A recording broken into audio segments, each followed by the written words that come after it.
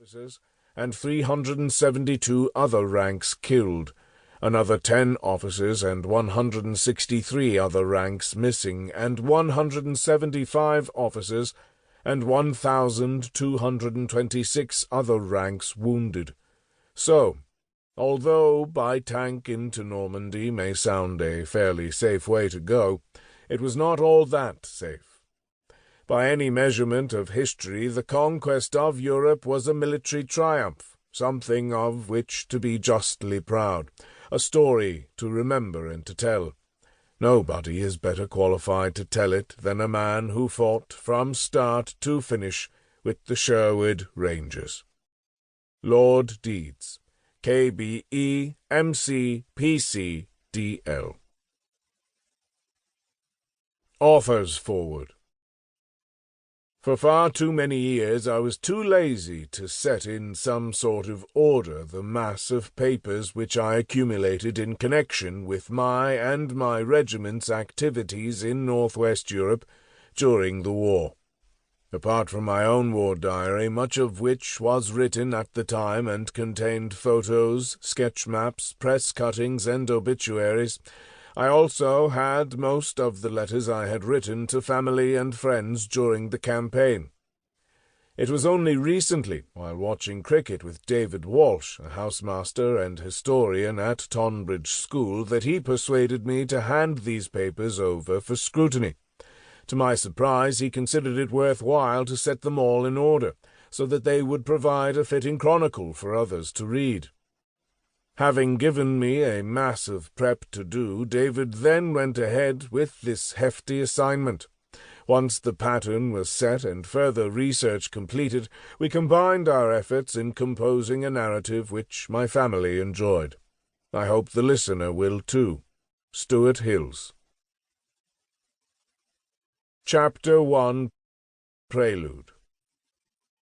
It was 6:45 a.m. on Sunday, June 4th, 1944, in a wood near Calshot, on the western shore of Southampton Water, and the Brigadier was casting a disapproving eye in my direction.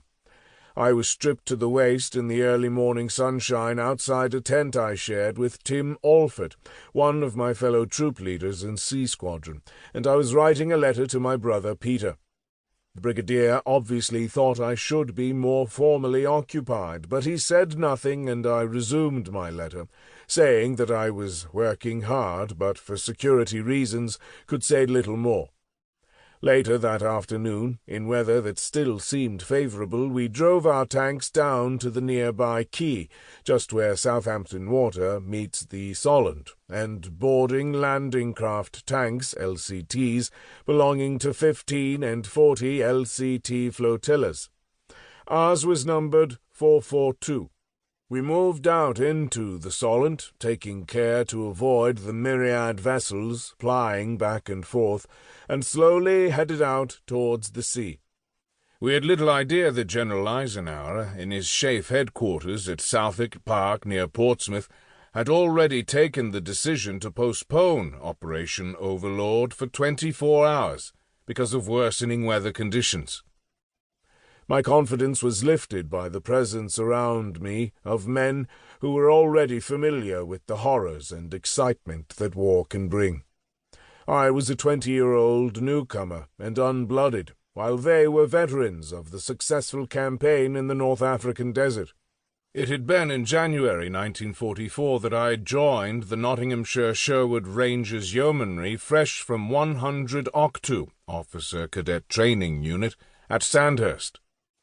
The regiment had only then recently returned from 3 years in the Middle East, a period during which it had been involved in every major engagement of the Desert War, including El Alamein and the breaking of the Mareth Line before Tunis. Tim Alford never spoke about the desert or the heavy casualties the regiment had suffered, although his tank had been knocked out there. I was therefore unaware how he and the others felt about what lay ahead. All I knew was that I must not let them down. Ours was the last tank to reverse carefully up the narrow ramp onto the LCT, which meant we would be the first off when the signal was given to launch.